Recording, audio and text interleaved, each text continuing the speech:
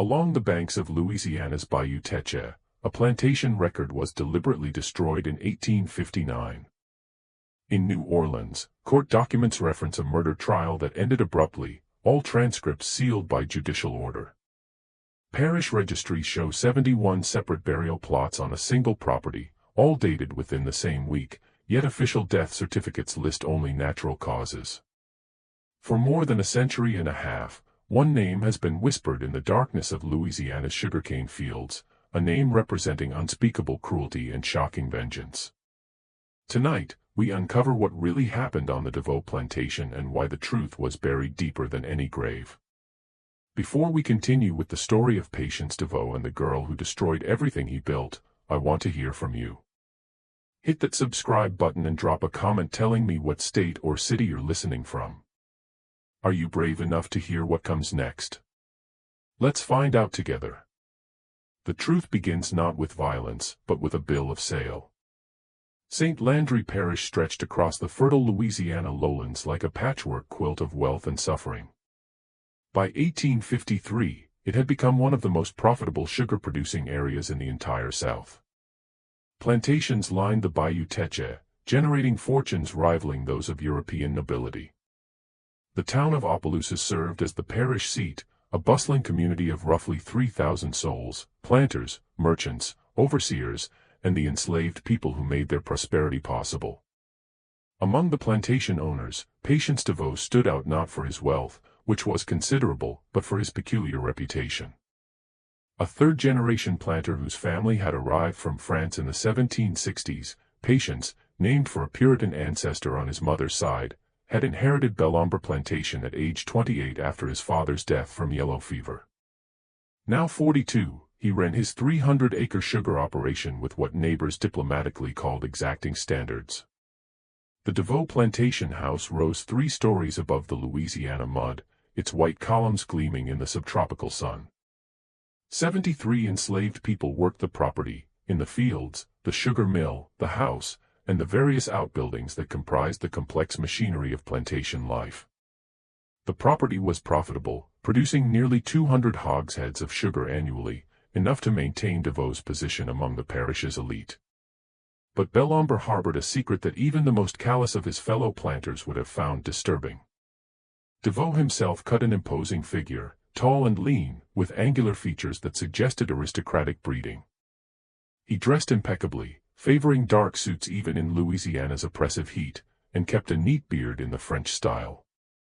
Educated, having spent 2 years studying in New Orleans, he could quote extensively from both the Bible and classical texts. He attended church every Sunday at St. Landry Catholic Church, sitting in the DeVoe family pew purchased by his grandfather in 1791. His wife Claudette had died in childbirth 7 years earlier, along with their infant son. Since then, DeVoe had lived alone in the big house, attended by a rotating staff of house servants who, neighbors noticed, rarely lasted more than a few months before being transferred to field work or sold away entirely. The spring of 1853 brought changes to Belombre. In March, a slave trader named Rufus Gaines arrived from Mobile with a coffle of 22 enslaved people recently imported through the illegal but thriving interstate trade. Among them was a girl of approximately 14 years, though her exact age would never be firmly established. The trader's manifest listed her simply as Negro girl, field hand, healthy stock. She had been born somewhere in Virginia, separated from her mother at age 7 when the estate she belonged to was liquidated to pay debts. Since then, she had passed through 5 different owners, moving steadily southward through the domestic slave trade, each sale taking her further from anything she had known. By the time she reached Louisiana, she had learned to keep her eyes down, her voice silent, and her thoughts hidden behind a mask of compliance. DeVoe purchased her for $800, a significant sum that raised eyebrows among the other planters present. Field hands typically sold for $500 to $600. But DeVoe had specific requirements, and this girl met them precisely: young, strong enough for work, but small-framed and isolated, with no family connections on any nearby plantation. The bill of sale listed her as Clarissa, though she would later claim this was not her true name, merely the latest in a series of names given to her by successive owners, each one stripping away more of who she had been. What happened next would transform her into something else entirely. Clarissa's first month at Belombre passed in the rhythm common to plantation life. She was assigned to the big house, initially working in the kitchen under the supervision of Aunt Rachel, an older woman who had served the DeVoe family for 30 years.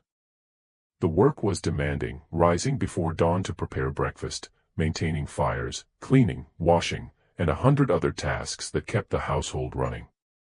But Clarissa quickly sensed something wrong in the atmosphere of Belombre. The other house servants moved with a particular tension, their eyes darting toward DeVoe whenever he entered a room. Conversation stopped abruptly when he approached. And there were absences, servants who disappeared from the house staff without explanation, replaced by new faces who carried the same haunted expression within weeks. Aunt Rachel tried to warn her in the careful, coded language that enslaved people used to communicate dangerous truths. "Master DeVoe," she said one evening as they scrubbed pots in the kitchen house, "he got particular ways. You mind yourself, child. Keep your head down. Do your work. Don't never give him cause to notice you special." But it was already too late. On a humid night in late April, DeVoe summoned Clarissa to his study. The room smelled of tobacco and old leather, lit by oil lamps that cast wavering shadows across walls lined with books. DeVoe sat behind a massive imported mahogany desk, his face impassive as he regarded her. "You can read, can't you?" he asked. The question was dangerous. Literacy among enslaved people was illegal in Louisiana, punishable by whipping or worse. Clarissa kept her eyes fixed on the floor. "No, sir. Don't lie to me." His voice remained calm, almost conversational. "I saw you looking at the newspaper I left in the dining room." Your eyes were moving across the words. The silence stretched between them, heavy with threat. "I asked you a question," DeVoe continued. "Can you read?" Clarissa's mind raced through possible responses, calculating which lie might save her. But something in DeVoe's tone suggested he already knew the answer, that this was a test with no safe outcome. "Some, sir," she finally admitted, her voice barely audible. "My first master's daughter, she taught me some. Before I was sold away." DeVoe finished the sentence for her. He leaned back in his chair, steepling his fingers. Interesting. Very interesting indeed. What Clarissa didn't know, couldn't have known, was that Patience DeVoe had been searching for exactly this combination of attributes. He needed someone literate, someone isolated, someone who could be molded to his purposes, someone who wouldn't be missed. Over the following weeks, Clarissa's duties shifted. She was assigned to clean DeVoe's private rooms, organize his papers, assist him with correspondence. The work itself seemed almost easier than her previous tasks, but it came with a price that became clear incrementally, through small degradations that built upon each other like layers of sediment. DeVoe began requiring her presence in his study every evening, ostensibly to help with paperwork. But the tasks grew stranger. He would dictate passages from the Bible, making her copy them repeatedly, checking her penmanship with critical eyes.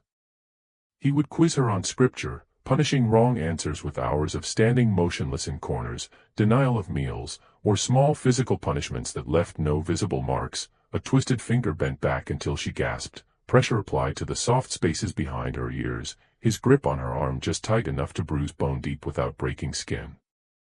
"You need to be corrected," he would say in that same calm, conversational tone. "These are lessons in obedience, in submission to proper authority. Do you understand?" The other house servants watched with knowing eyes and said nothing. They had seen this before. They knew how it ended. By June, Clarissa's situation had deteriorated beyond anything her previous experience had prepared her for.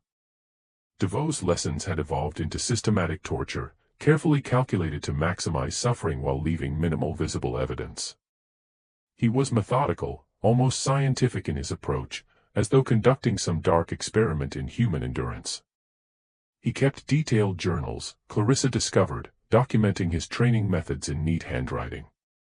She saw them once, left open on his desk, pages filled with observations about pain thresholds, effective punishment techniques, methods of breaking the human will while maintaining physical capacity for work. She realized with horror that she was not the first. The journals referenced other subjects, numbered but not named, with clinical notes about their responses to various treatments. Asterisk Subject 7 had lasted 3 months before being transferred. Subject 9 showed promising initial compliance but ultimately proved unsuitable. Subject 12, the most recent entry before Clarissa's arrival, had required disposal after an incident DeVoe described only as regrettable but necessary. Clarissa was Subject 13. The summer of 1853 settled over St. Landry Parish like a suffocating blanket. In the sugar fields, enslaved workers moved between the cane rows, their bodies dark against the green stalks, their songs carrying across the morning mist. Life at Belombre continued its surface rhythm, the bells marking work hours, the routine of planting and cultivation, the weekly visits from neighboring planters who saw only what DeVoe chose to show them. But inside the big house, Clarissa was disappearing. Not physically, DeVoe was too clever for that. She still appeared at meals, still performed her visible duties, still attended to tasks that would be noticed by others. But piece by piece, something essential was being carved away from her, removed with the precision of a surgeon's knife. DeVoe's methods were sophisticated.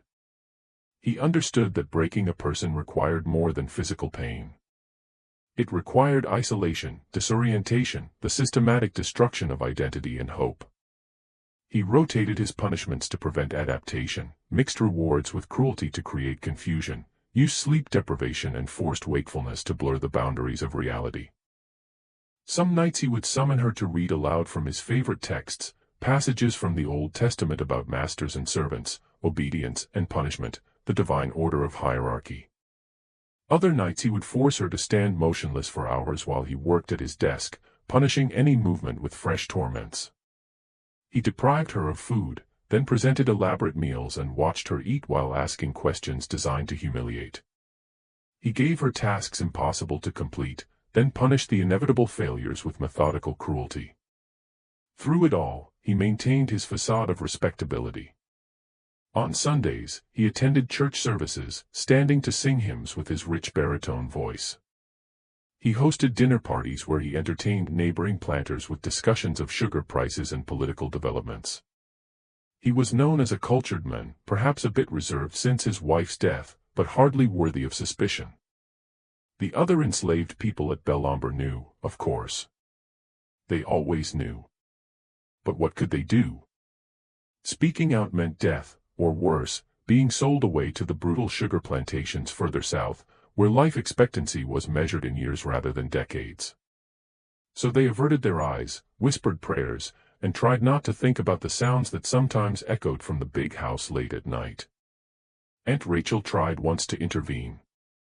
She approached the overseer, a man named Dalton who managed the field operations, and carefully suggested that Clarissa was being worked too hard, that perhaps she should be reassigned to other duties. Dalton listened with an impassive expression, then reported the conversation directly to DeVoe. Rachel spent 3 days in the punishment shed, a small building behind the sugar mill where infractions were corrected, emerging with fresh scars on her back and a new understanding of the boundaries of what could be risked. She never spoke of Clarissa again, though sometimes Clarissa would find small things left for her, a piece of cornbread wrapped in cloth, a cup of water placed where she would find it, small gestures of solidarity that carried enormous risk. As summer turned toward fall, Clarissa began to change in ways that went beyond the physical. Something was hardening inside her, crystallizing through the heat of her suffering into a form that even she didn't fully recognize. The mask of compliance remained, but behind it, something else was growing. Not hope, which DeVoe had systematically destroyed, but something colder and more durable. Calculation. She began to study DeVoe the way he studied her, learning his patterns and habits, his strengths and vulnerabilities. She observed which days he drank heavily from the crystal decanter in his study, how the alcohol made him careless. She noticed that he kept the key to his private rooms on a chain around his neck, but that he removed it before sleeping. She learned the layout of the house with the detailed precision of someone planning an escape, counting steps in the darkness, memorizing the locations of loose floorboards and squeaking hinges. She also began to understand the full scope of what DeVoe had been doing. Through careful observation and pieced together fragments of overheard conversation, she realized that she was far from his first victim. Over the past decade, at least a dozen enslaved people, always young, always isolated, always purchased from distant sellers, had passed through his hands and disappeared. Some had been sold away, their spirits broken. Others had died, their deaths attributed to disease or accident. One, the girl who had preceded Clarissa by only 4 months, had been found drowned in the bayou, her death ruled a suicide despite suspicious circumstances. The truth Clarissa was discovering would have shocked even the hardened planters of St. Landry Parish. If you're finding this story as disturbing as it is compelling, hit that like button and leave a comment with your thoughts. What would you have done in Clarissa's position? Let's find out together what happened next. What Clarissa didn't yet know was that DeVoe had begun planning her disposal. In his journal, he had started making notes about her deteriorating usefulness and increasing risk of detection. He had already contacted the trader Rufus Gaines about potential buyers in the Deep South, places where questions wouldn't be asked and records wouldn't be kept. Clarissa had perhaps 2 weeks before she would be sold away. Or worse. October arrived with its deceptive coolness, the brutal heat of summer giving way to temperatures that made fieldwork almost bearable. The sugarcane stood tall and ready for harvest, and Belle Ombre prepared for the grinding season, the most intense and profitable period of the plantation year, when the cane would be cut and processed into raw sugar in a round-the-clock operation that would consume everyone's energy for weeks. DeVoe's mood had shifted in ways that Clarissa recognized as dangerous. He had become almost jovial, sometimes humming to himself as he worked at his desk. He had also become less meticulous in his torments, as though his attention had moved beyond her to some future prospect. She understood why when she overheard a conversation between DeVoe and his overseer in early October. "Gaines will be here on the 20th, DeVoe was saying. "I need you to prepare the girl, have her cleaned up, make her presentable. He's found a buyer in the sugar parishes south of New Orleans. They're not particular about condition, but they do want the merchandise delivered intact." The overseer's response was too quiet to hear, but DeVoe's reply came clearly. "Don't concern yourself with the details.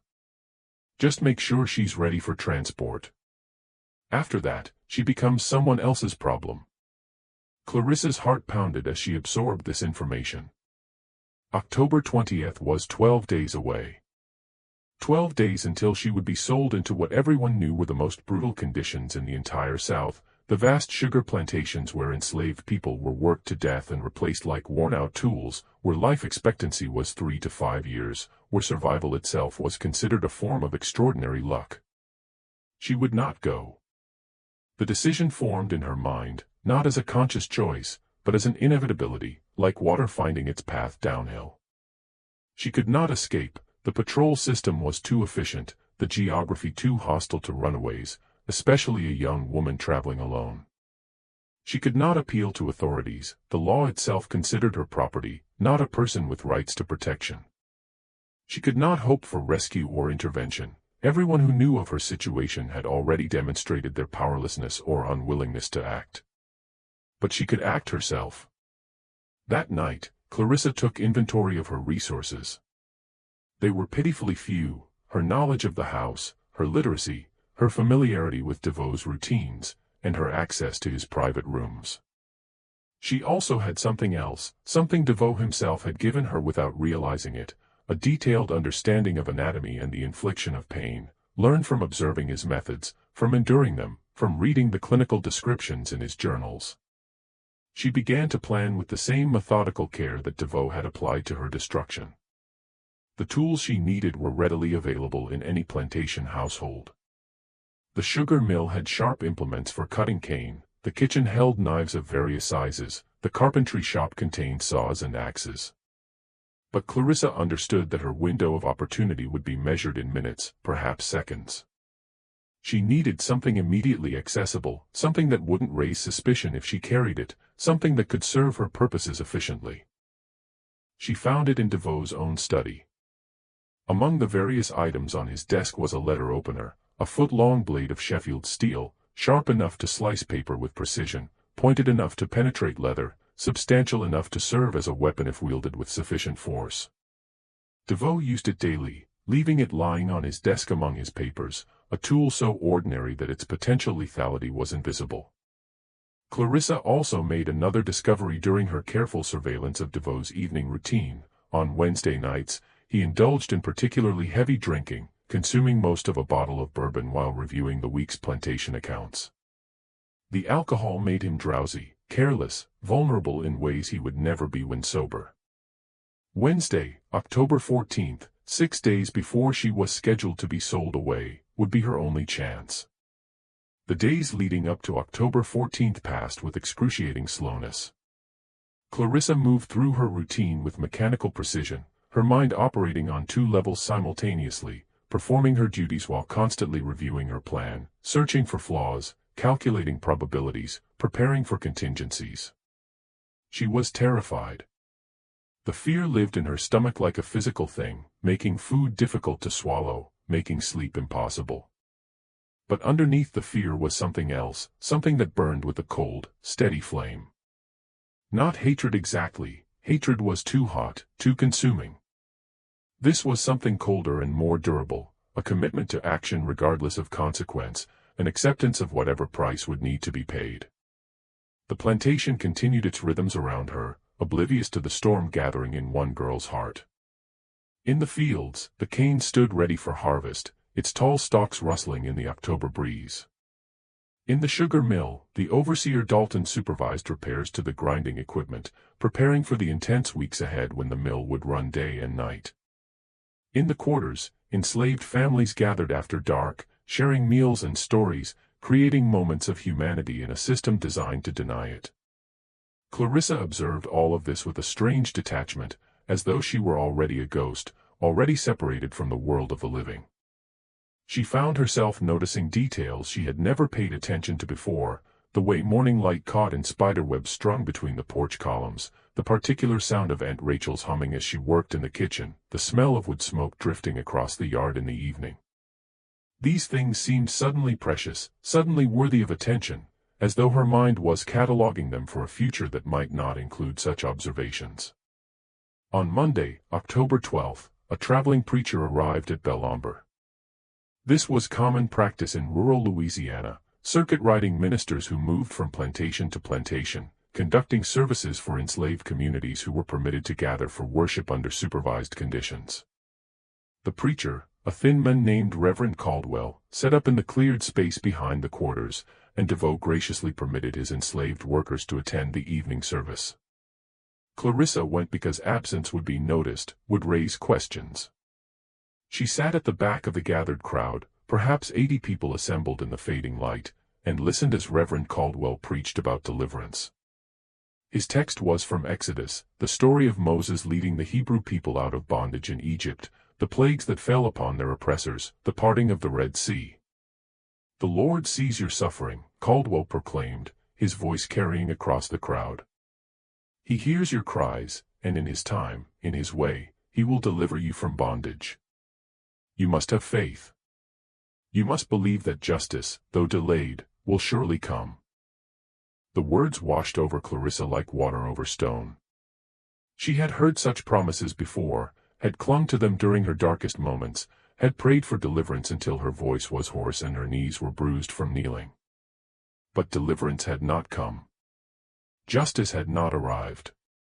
God, if He existed, seemed remarkably uninterested in the sufferings of enslaved people in Louisiana. She would not wait for divine intervention. She would create her own deliverance, deliver her own justice, even if the price was her life. After the service, as people dispersed back to their cabins, Aunt Rachel approached Clarissa with unusual directness. The older woman's face was deeply lined, her hands gnarled from decades of labor. But her eyes were sharp and knowing. "Child," she said quietly, positioning herself so that their conversation would appear casual to any observer. Whatever you're planning, don't do it. Clarissa felt her heart skip. I don't know what you mean. Yes, you do. Rachel's voice was gentle but firm. I seen that look before. I seen it on the face of a boy named Samuel maybe 10 years back. He had that same expression you wearing now, like someone who's decided dying is better than living. You know what happened to Samuel? Clarissa shook her head. They caught him before he could do whatever he was planning. Beat him so bad he couldn't walk for a month. Then they sold him to a trader heading for the cotton fields in Mississippi. I heard he died within a year, worked to death in the hot sun. Rachel paused, letting the lesson sink in. Whatever Master DeVoe done to you, child, it ain't worth throwing your life away. My life is already thrown away, Clarissa said, surprised by the steadiness of her own voice. I'm being sold on the 20th to the sugar parishes south of New Orleans. You know what that means. Rachel's expression shifted, genuine distress crossing her weathered features.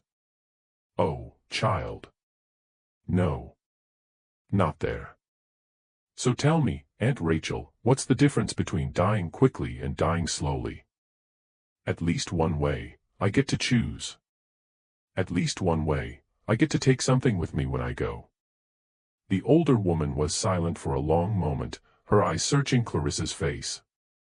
Then slowly, she nodded. I can't stop you. I know that. But I can tell you this, if you're going to do what I think you're going to do, you make sure you finish it. Don't leave him alive to tell what happened. Don't give him chance to hurt nobody else. You understand? I understand. Rachel reached out and squeezed Clarissa's hand, a gesture so brief that anyone watching would have missed it. May the Lord have mercy on your soul, child. And may he have none on his. Then she was gone, disappearing into the darkness between the cabins, leaving Clarissa alone with her thoughts and her terrible resolution. Tuesday, October 13th, dawned gray and cool, with low clouds promising rain that never came. Clarissa woke before dawn as always and moved through her morning routine with the automatic precision of long practice. She built up the kitchen fires, helped prepare breakfast, carried trays to the big house, cleaned rooms, washed dishes, performed the endless small tasks that made up the machinery of domestic service. But today was different. Today, every action carried extra weight, every moment was potentially her last experience of ordinary things. She found herself paying attention to sensations she normally ignored, the texture of linen under her fingers as she folded laundry, the warmth of sun breaking through clouds to touch her face, the taste of the small piece of cornbread she ate for lunch. In the afternoon, DeVoe summoned her to his study for what she recognized with grim clarity would be his final session of torment before she was sold away. She climbed the stairs to the second floor, walked down the hallway past the portraits of DeVoe ancestors staring down with painted eyes, and knocked on the study door. Enter, his voice called. The room was exactly as it always was, orderly, scholarly, deceptively civilized. Books lined the walls, their leather spines gleaming in the afternoon light filtering through tall windows. DeVoe's desk dominated the center of the room, its surface covered with neat stacks of papers, ledgers, correspondence.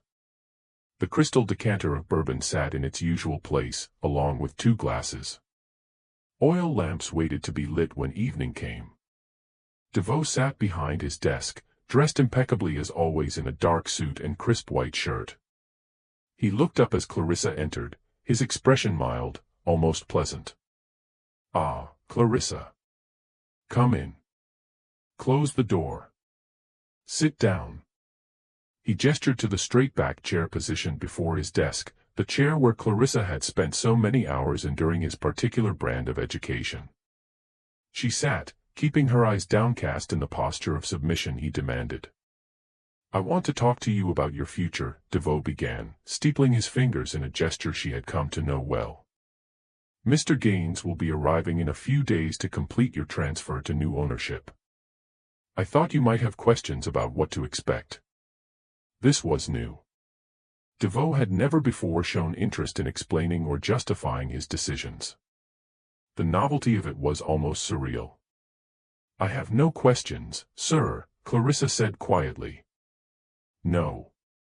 You're not curious about where you're going? What kind of work you'll be doing?" DeVoe's tone was conversational, almost friendly. This, Clarissa understood, was part of his psychological method, the unpredictable shifts between cruelty and kindness, keeping his subjects off balance, never certain what to expect. "No, sir." He studied her for a moment, his eyes sharp despite the mild expression. "You're lying. You know exactly where you're going, the sugar parishes, the places where they grind up workers like cane stalks, where 5 years is considered a long life. You're terrified, aren't you?" Clarissa said nothing. "It's all right to admit fear," DeVoe continued. "Fear is rational. Fear is appropriate. What you should fear most, however, is not the future, but the possibility of trying to avoid it. Do you understand what I'm saying, Clarissa?" He was warning her. Warning her not to try to escape, not to try to resist, not to try anything that would make him escalate his response. The warning itself was almost gentle, which made it more terrifying than any explicit threat. "I understand, sir." "Good." DeVoe leaned back in his chair, seemingly satisfied. "You've been a challenging subject, Clarissa. Not as compliant as some, but more resilient than most.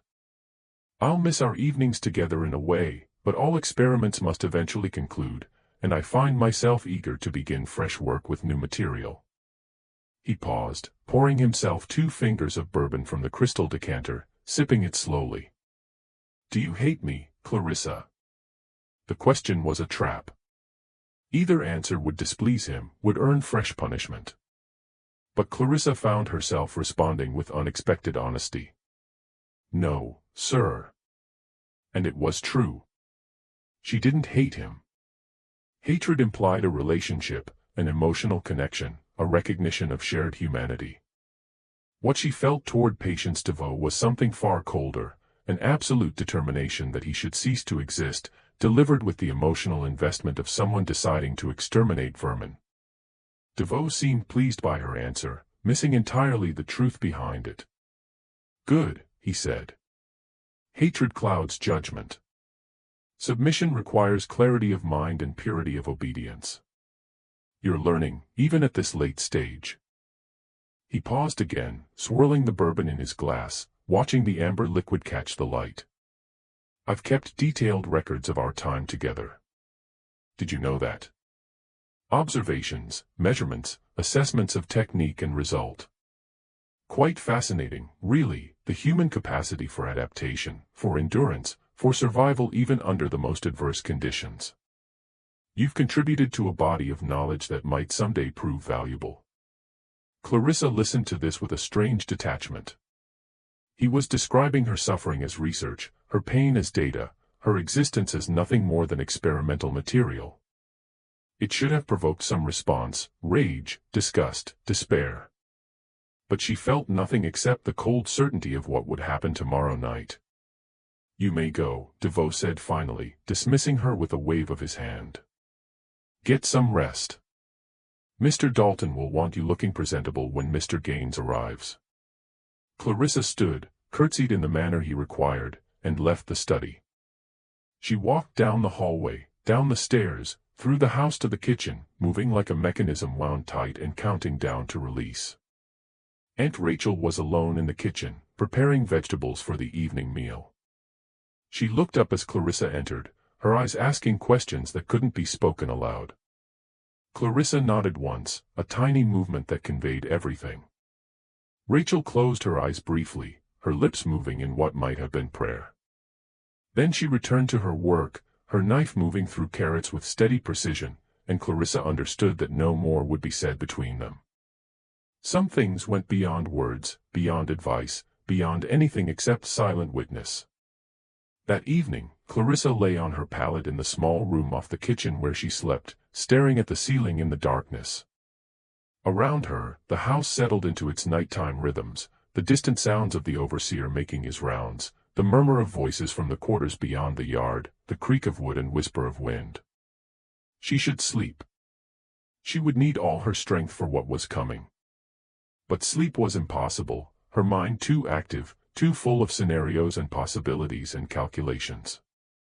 She thought about her mother, whom she barely remembered, a soft voice singing in the darkness, warm arms holding her, a face that had faded to nothing more than impression and longing. She thought about the 7-year-old girl she had been, standing on an auction block in Virginia, trying not to cry as strange white men examined her teeth and felt her arms and discussed her value in voices that treated her as an object, not a person. She thought about all the owners who had followed, each one stripping away another layer of who she had been until she could no longer remember her real name, the name her mother had given her, the name that had connected her to family and history and identity. Who was she now?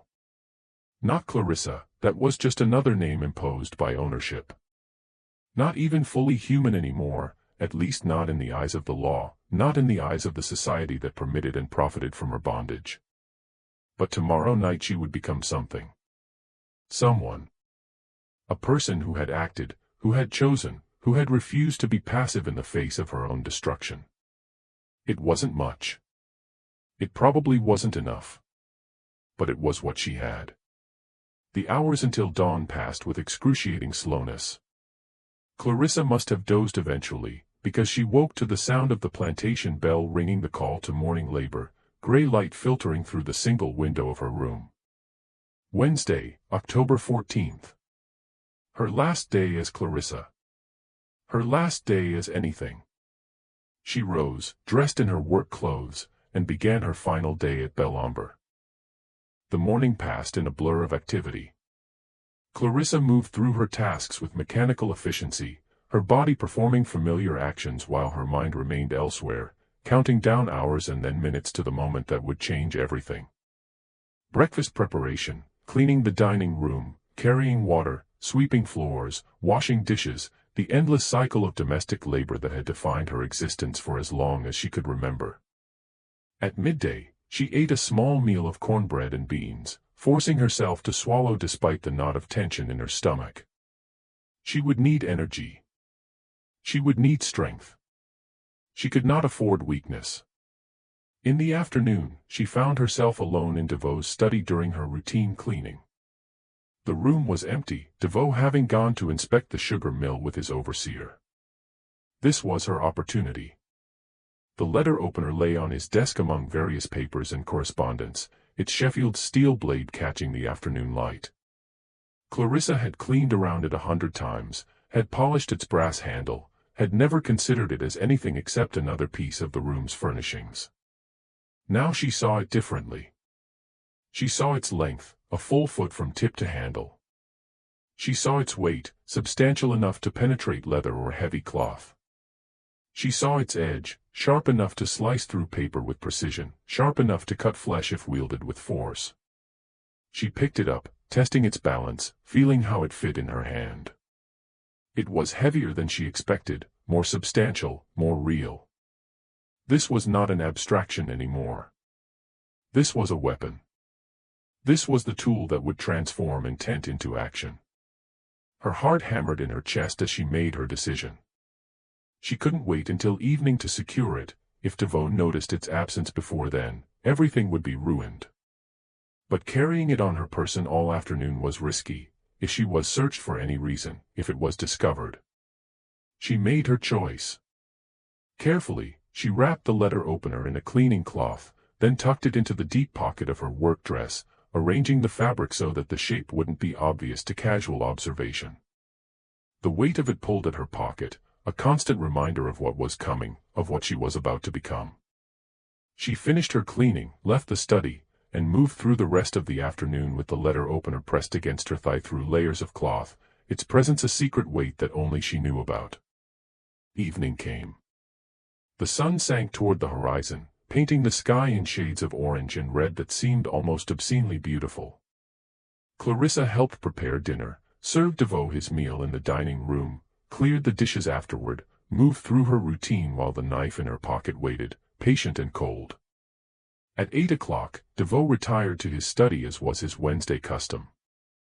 Through the closed door, Clarissa could hear familiar sounds, the clink of glass on glass as he poured bourbon, the creak of his chair, the rustle of papers as he worked through plantation accounts and correspondence. She waited in the hallway outside, her back against the wall, one hand in her pocket wrapped around the letter opener's handle. Her heart was beating so loudly she was certain everyone in the house must hear it, certain that someone would discover her lurking here and demand to know what she was doing. But no one came. The house was quiet except for distant sounds from the kitchen and quarters, the ordinary noises of evening at Belombre. Time passed with strange elasticity, seconds stretching into minutes, minutes compressing into moments. Clarissa found herself in an odd state of consciousness, simultaneously hyper-aware of every sensation and somehow distant from them all, as though she were watching herself from outside her own body. At 9 o'clock, precisely on schedule, DeVoe's voice called through the door, "Clarissa. Attend me." This was the moment. This was the threshold. Once she crossed it, there would be no going back, no undoing, no reprieve. Everything that followed would flow inevitably from what happened in the next hours. Clarissa took a breath, feeling the letter opener's weight in her pocket one last time. Then she opened the study door and stepped inside. The study was warm, lit by 2 oil lamps that cast wavering shadows across the walls of books. DeVoe sat behind his massive mahogany desk, his face slightly flushed from the bourbon he'd been drinking. The bottle beside him was more than half empty. He had consumed more than usual tonight, which was exactly what Clarissa had been counting on.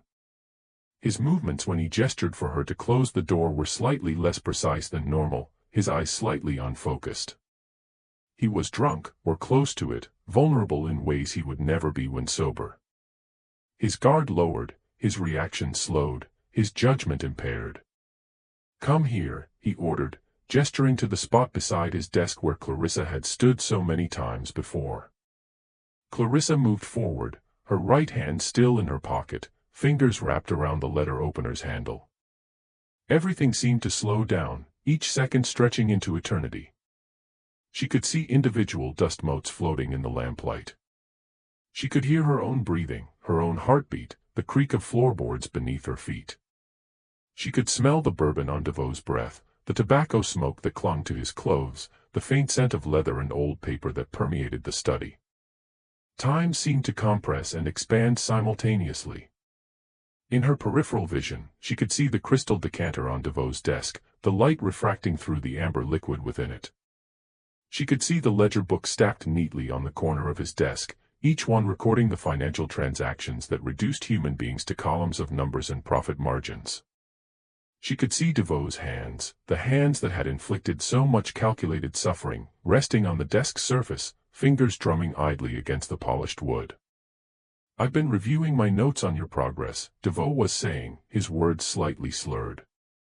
"Quite remarkable, really. Your capacity for endurance, your ability to adapt to challenging circumstances. It's almost a pity that our work together must end. But as I said, all experiments must conclude eventually." He reached for his bourbon glass, raised it to his lips, drank deeply. His attention was momentarily diverted, his neck exposed above his collar, the lamplight casting shadows in the hollow of his throat. Clarissa acted. She pulled the letter opener from her pocket in a single fluid motion and drove it toward DeVoe's neck with all the force she could muster. But her hands were shaking, whether from fear or adrenaline or the simple enormity of what she was attempting, and her aim was imperfect. The blade struck his shoulder instead, penetrating several inches into flesh and muscle, hitting bone with a sensation that traveled up the handle into Clarissa's hand. DeVoe roared with pain and shock, lurching to his feet with such force that his chair toppled backward, crashing against the bookshelf behind him. His hand grabbed for the knife handle protruding from his shoulder, trying to pull it free, his face contorting with a mixture of rage and disbelief. "You," he gasped, his voice strangled. "You dare." But Clarissa didn't let him finish. 6 months of accumulated suffering, 6 months of systematic torture, 6 months of helpless submission erupted from her in a fury of action. She launched herself at him, her fist striking at his face, her weight, meager though it was, knocking him off balance. They crashed into the bookshelf behind his desk, volumes tumbling down around them in a cascade of leather and paper. DeVoe was larger and stronger. Clarissa had known this would be the case, had factored it into her planning. But he was also drunk and wounded, blood soaking through his shirt from the stab wound in his shoulder. His movements were uncoordinated, his reaction slowed by alcohol and shock. They struggled in terrible silence, both instinctively understanding that noise would bring others, would summon witnesses, would transform this private confrontation into something public and therefore even more dangerous. The only sounds were their breathing, harsh and ragged, and the impact of bodies against furniture, the crash of objects falling, the scrape of shoes against floorboards. DeVoe's hands closed around Clarissa's throat, his fingers digging into soft flesh, cutting off her air. Black spots began to dance in her vision. Her lungs burned. She was dying, she realized with strange clarity. He was killing her. Despite everything, her planning, her determination, her willingness to sacrifice her life, he was still going to kill her, still going to win, still going to reduce her to nothing more than another entry in his cursed journals. Her hand found the letter opener, still protruding from his shoulder. She grabbed the handle, now slick with blood, and yanked it free with a sucking sound that would haunt her memory forever. The blade came away, trailing dark blood, and for a moment she could see the wound it left behind, a ragged opening in flesh that looked somehow obscene, somehow more real than anything she had ever witnessed. Then she drove the blade into him again. And again. And again. She struck wherever her hand could reach, his chest, his stomach, his arms as he tried to defend himself. Each blow was powered by 6 months of torture, by the memory of every girl who had suffered before her, by the knowledge that survival required absolute commitment, that half measures would mean her death and his survival and the continuation of everything he represented. DeVoe's grip on her throat weakened. He fell backward, striking his head on the corner of his desk with a sound like a mallet hitting meat, a wet, heavy sound that Clarissa would never be able to forget. He collapsed to the floor, blood spreading beneath him in a dark pool that caught the lamplight and gleamed like oil. He lay there, bleeding from multiple wounds, his breathing shallow and labored, his eyes wide with shock and pain and something that might have been fear, real fear, perhaps for the first time in his privileged, cruel life. Clarissa stood over him, the bloody letter opener still clutched in her hand, her chest heaving, her mind strangely calm. This was the moment. This was the choice. She could run now.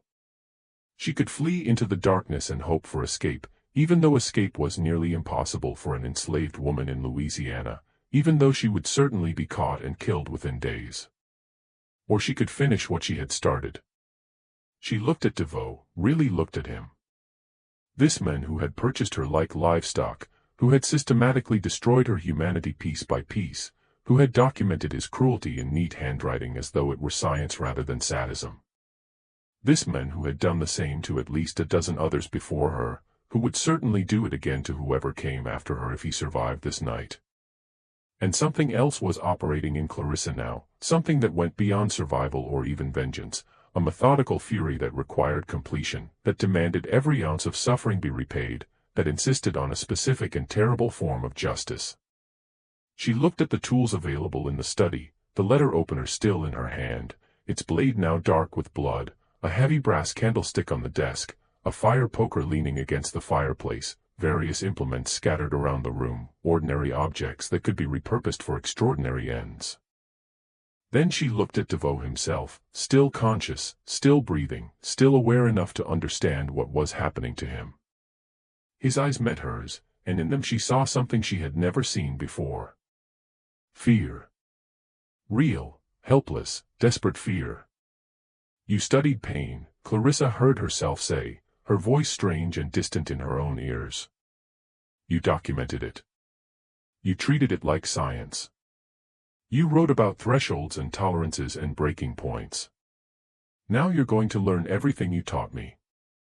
What followed would shock even the most hardened observers of plantation violence.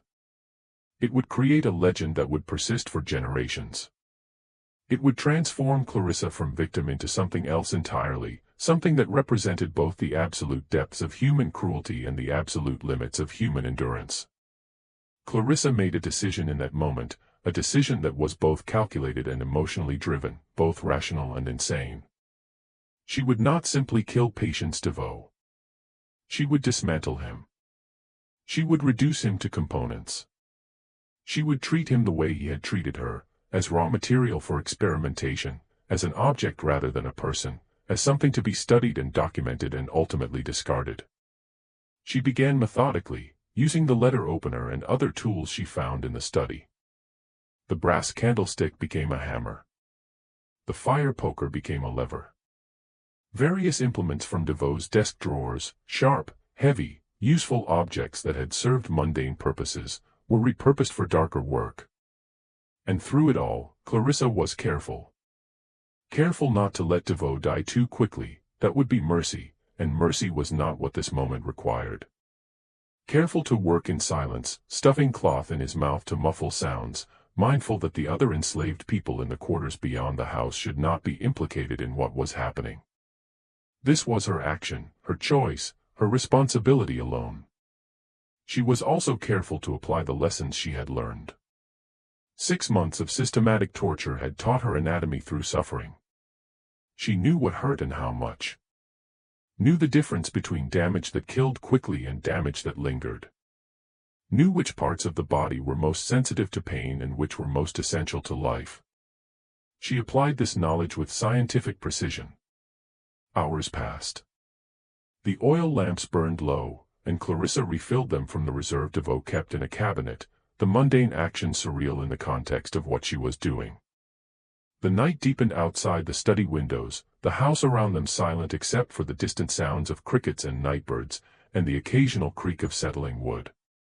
And throughout it all, Clarissa worked with the methodical patience of someone completing an essential task, dismantling the men who had tried to dismantle her, taking him apart piece by piece, with the same clinical detachment he had shown toward his victims.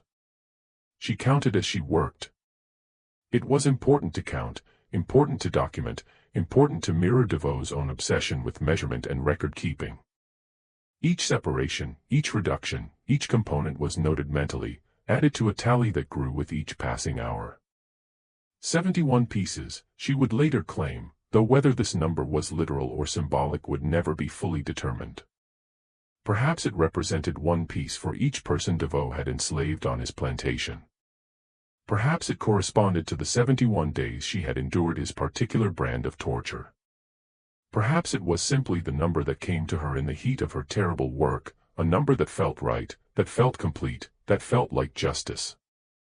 When she finally stopped, when the work was complete, and nothing remained that could be called Patience DeVoe except separated components arranged with terrible precision across the floor of his study, the first light of dawn had begun to filter through the windows. The sky was pale gray, the color of ashes, the color of endings. Clarissa stood in the doorway, covered in blood from her hair to her feet, the letter opener still in her hand, and looked back at what she had done. She felt no satisfaction, no triumph, no relief. She felt nothing at all, as though the part of her capable of feeling had been excised along with everything else DeVoe had taken from her. She had become exactly what he had tried to make her, something less than human, something reduced to pure function, something that existed only to serve a purpose. But the purpose she had served was her own, not his. And in that distinction lay whatever meaning could be salvaged from this night of horror. Clarissa walked out of the study, through the big house, down the front steps, and into the gray light of morning. Behind her, the study door stood open, revealing shadows and shapes that would haunt the imagination of everyone who eventually saw them. She walked down the gravel drive toward the main road, her bare feet leaving bloody footprints on the pale stones. She walked past the fields where enslaved workers were beginning to gather for the day's labor, their voices falling silent as they saw her, their faces registering shock and fear and something else, something that might have been recognition or understanding or a terrible kind of hope. She walked until she reached the main road, where she simply stopped and waited, the letter opener hanging loosely from her hand, her face expressionless, her eyes fixed on some distant point that only she could see. She didn't try to hide. She didn't try to run. She had done what she came to do. And now she would face whatever consequences followed. The patrol found her 3 hours later, still standing in the same spot, still holding the bloody knife, her dress stiff with dried blood, her face empty of everything except exhaustion. When the sheriff asked her what had happened, she answered in a voice devoid of emotion, "I killed Patience DeVoe. He needed killing. I regret nothing, except that I can only kill him once." The discovery of Patience DeVoe's remains triggered chaos across St. Landry Parish. When the overseer Dalton entered the study at dawn to review the day's work assignments, finding the door standing open, finding the silence within somehow worse than any sound, he discovered a scene that would haunt him for the rest of his life. His screams brought the other house servants running. Aunt Rachel arrived first, took one look through the doorway, and immediately began herding the others away, preventing them from seeing what lay inside. But it was too late, they had glimpsed enough. Word spread through the quarters within minutes, carried on whispered breaths and horrified expressions. The parish sheriff arrived within hours, accompanied by a coroner named Harding and half a dozen armed deputies. They sealed the study and began documenting what they found with grim efficiency. The coroner, a man who had performed autopsies on yellow fever victims and battlefield casualties during the Mexican War, emerged from the room pale and shaken, refusing to provide details about what he had witnessed beyond the bare minimum required for his official report. "I've seen men torn apart by cannon fire," Harding told the sheriff, his voice unsteady. "I've examined bodies pulled from the river after weeks in the water. I've cut open cholera victims and dissected corpses in anatomy classes. But I have never, in 20 years of medical practice, seen anything like what's in that room. It's not human. It's not possible. He couldn't finish the sentence. The sheriff, a man named Boudreau who had served in his position for 15 years, took his own look at the study. He stayed inside for perhaps 5 minutes before emerging, his face gray, his hands shaking as he fumbled for his pipe. He smoked 3 bowls of tobacco in rapid succession before he felt composed enough to issue orders. "No one speaks of what's in that room," he told his deputies. "Not to your families, not to your friends, not to anyone. Whatever we saw in there, it doesn't leave Belombre. Is that understood?" The deputies nodded, their faces reflecting the same shock that Boudreau felt. By noon, news of DeVoe's death had spread across the parish, though the details remained carefully obscured. The official story released by Sheriff Boudreau, after consultation with the parish judge and several prominent planters, stated only that Patience DeVoe had been murdered by an enslaved woman in his household, who was subsequently apprehended by authorities.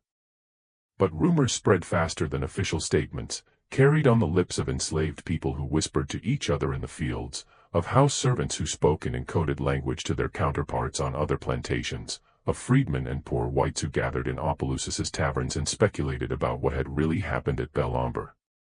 The numbers varied. Some said DeVoe had been cut into 50 pieces. Others claimed 100. Some said the girl had drunk his blood. Others insisted she had eaten his heart. The truth was lost in a swirl of rumor and counter-rumor, each version more extreme than the last. What was not rumor was the response of the enslaved community. Within days of DeVoe's death, something unprecedented began to happen across St. Landry Parish. Enslaved people started refusing to work. Not violently, not through organized uprising, but simply through quiet, firm resistance. They gathered in their quarters and in the woods, refusing to go to the fields, refusing to respond to threats or punishments, refusing to disperse. Within a week, more than 200 people had assembled in hidden camps in the forests and swamps surrounding Belombre. They built fires, shared food, and waited. No demands were made. No manifestos were issued. They simply existed in a state of collective refusal. And their very presence sent waves of terror through the planter class. It was the closest thing to organized resistance that Louisiana had seen since the German Coast Uprising of 1811. And it terrified the white population. Patrols were doubled, then tripled. Militia units were called up. Armed planters rode the roads between plantations, searching for signs of further insurrection. But the assembled enslaved people remained peaceful. They committed no violence. They threatened no one. They simply refused to work until the girl, Clarissa, or whatever her name was, received what they called justice. The problem, from the perspective of Louisiana's legal system, was what exactly that meant. Under the state's Black Code, enslaved people who murdered their masters were to be executed swiftly and publicly, their deaths serving as warnings to prevent further insurrection. But the circumstances of this case presented unusual complications that made the usual procedures impossible to follow. First, there was the matter of DeVoe's study. When authorities searched it thoroughly, they discovered his journals, detailed records of systematic torture spanning more than a decade, descriptions of methods and results, clinical notes about previous victims. The documents were so disturbing that the judge presiding over Clarissa's case, a man named Broussard who had served on the bench for 20 years, ordered them sealed immediately. These cannot be made public, Broussard told the sheriff and the parish prosecutor in a closed meeting. If word spreads about what DeVoe was doing, it will provoke reactions we cannot control. The enslaved population will use it as justification for violence. Abolitionist newspapers in the North will seize on it as propaganda. Our entire social order could be called into question. But the journals provide context for what the girl did, the prosecutor argued. They explain. They explain nothing, Broussard interrupted. They are the ravings of a disturbed mind, and they will never see the light of day. Seal them. Lock them away. They are not to be referenced in any court proceeding. Is that clear? So the journals were removed from evidence, placed in a sealed box, and stored in the parish courthouse vault, where they would remain, officially at least, for the next century and a half. Second, there was the question of how Clarissa had accomplished what she did. The physical evidence suggested a sustained assault lasting hours, requiring strength and determination that seemed implausible for someone of her size and condition. Medical experts brought in to examine the study were baffled by the precision of what had been done, the apparent anatomical knowledge required, the sheer physical endurance necessary to complete such work. It's not possible, one doctor insisted. A girl of her size and strength simply could not have done this alone. There must have been others involved, multiple assailants working together. But Clarissa, when questioned, maintained that she had acted alone. No one helped me, she stated flatly during her one and only interrogation. No one knew what I was planning. This was my choice and mine alone. I will not allow others to be punished for my actions. Third, and most troubling for the parish authorities, was the continued presence of the assembled enslaved people in the forests and swamps. They showed no signs of dispersing. If anything, their numbers were growing as word spread to neighboring parishes. And while they remained peaceful, their very existence represented a challenge to authority that could not be allowed to stand. The trial itself was conducted in near total secrecy. The courtroom was closed to the public. No journalists were permitted. No transcript was made of the proceedings. Clarissa was represented by a court-appointed attorney named Hebert, a young lawyer who spoke perhaps 50 words on her behalf, most of them procedural formalities. The prosecution presented its case in less than an hour. DeVoe was dead. Clarissa had confessed to killing him. The evidence was overwhelming. The law was clear. The verdict should be death, carried out publicly as a warning to others. But Judge Broussard faced an impossible situation. Executing Clarissa would provoke the gathered enslaved people to violence. He had no doubt of that. The parish did not have sufficient forces to control an uprising of that scale. People would die, property would be destroyed, the entire social order of the region would be threatened. On the other hand, failing to execute her would be seen as weakness, would suggest that enslaved people could murder their masters and escape justice, would encourage further resistance and rebellion. Broussard adjourned the trial without issuing a verdict, claiming he needed time to consider the legal complexities of the case. In reality, he spent the next 3 days in frantic consultations with the governor, with prominent planters, with militia commanders, trying to find a solution that would satisfy the demands of law and order without triggering the violence that everyone feared. The solution, when it came, was characteristically Southern in its combination of pragmatism and dishonesty. On October 28, 1853, Sheriff Boudreaux issued a brief statement. The matter of the death of Patience DeVoe has been resolved to the satisfaction of the court and in accordance with the laws of Louisiana. Justice has been served. All enslaved persons are ordered to return to their plantations and resume their normal duties. Any who refuse will be considered in rebellion and dealt with accordingly. No further details were provided. No verdict was announced. No execution was recorded. Clarissa vanished from official records after that date. No sale appears in any parish registry. Her name simply ceases to appear in any documentation. The assembled enslaved people, after several more days of tense standoff, gradually dispersed and returned to their plantations. No violence occurred.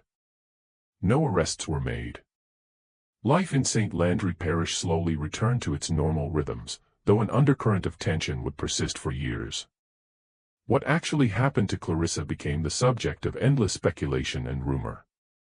Some claimed she had been sold to a plantation in Texas, her identity obscured to prevent her from becoming a martyr. Others insisted she had been quietly executed and buried in an unmarked grave in the woods behind Belombre. A few whispered that she had been helped to escape by abolitionists, smuggled north through the Underground Railroad to freedom in Canada.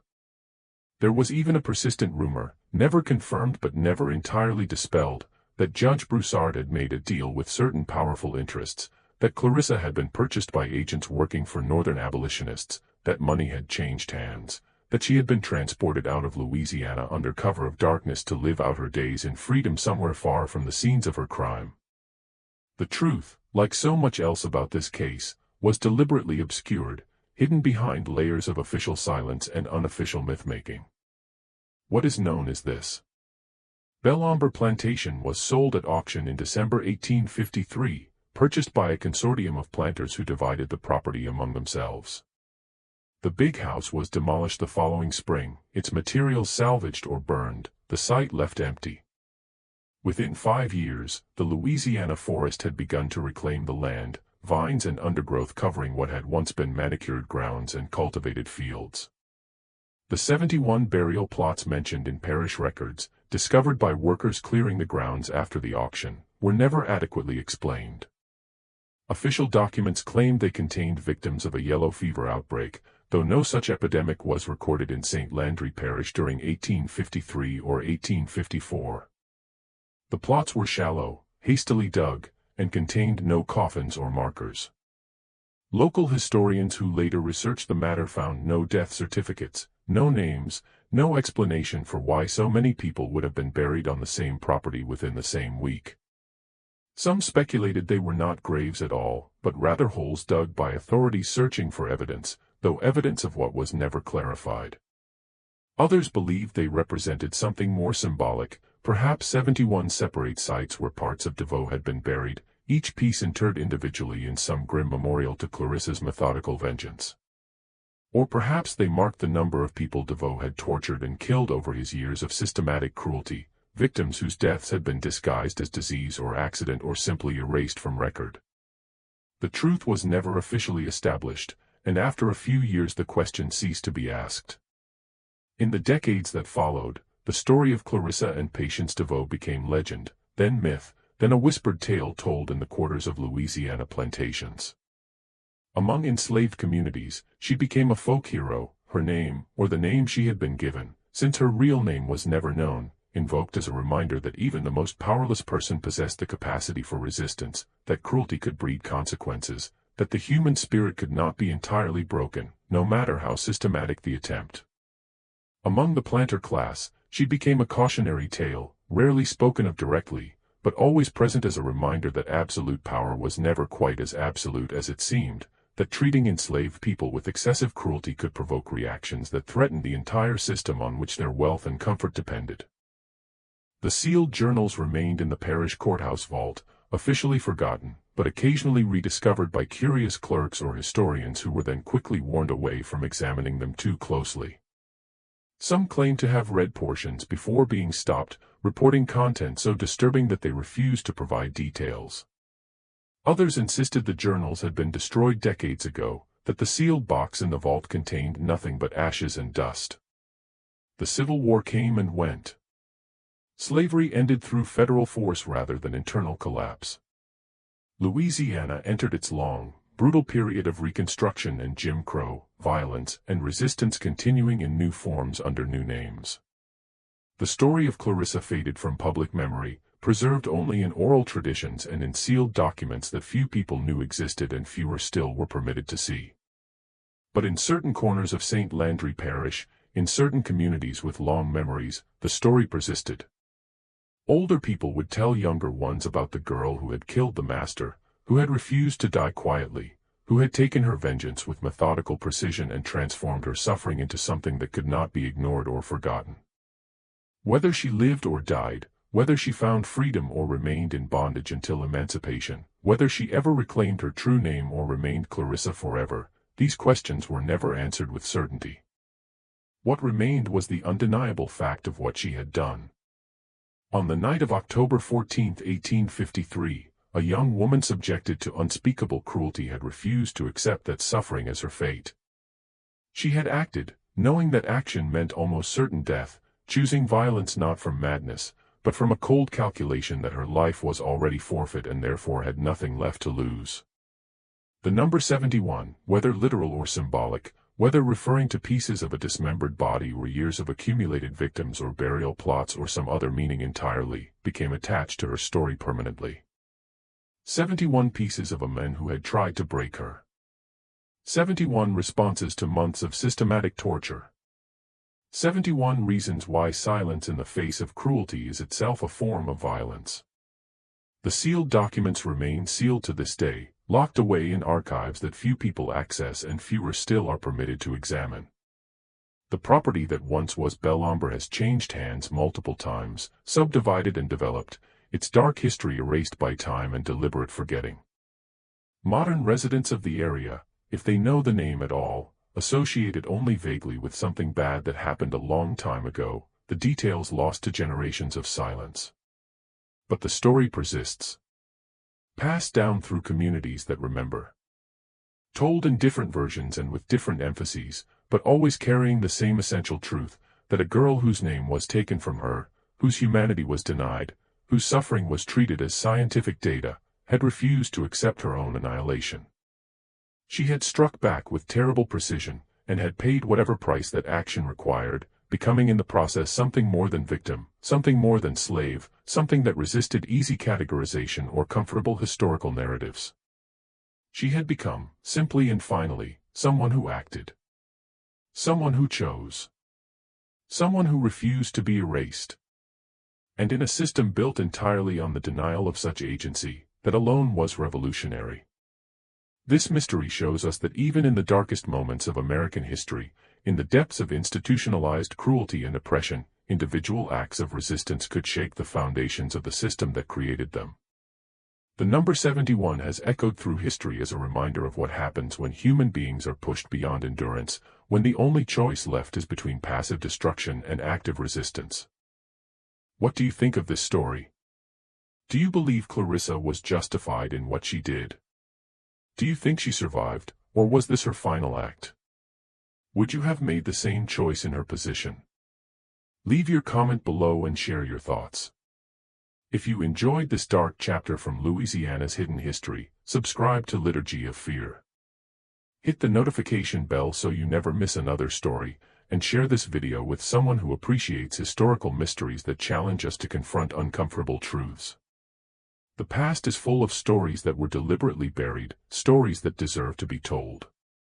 Thank you for listening, and I'll see you in the next video.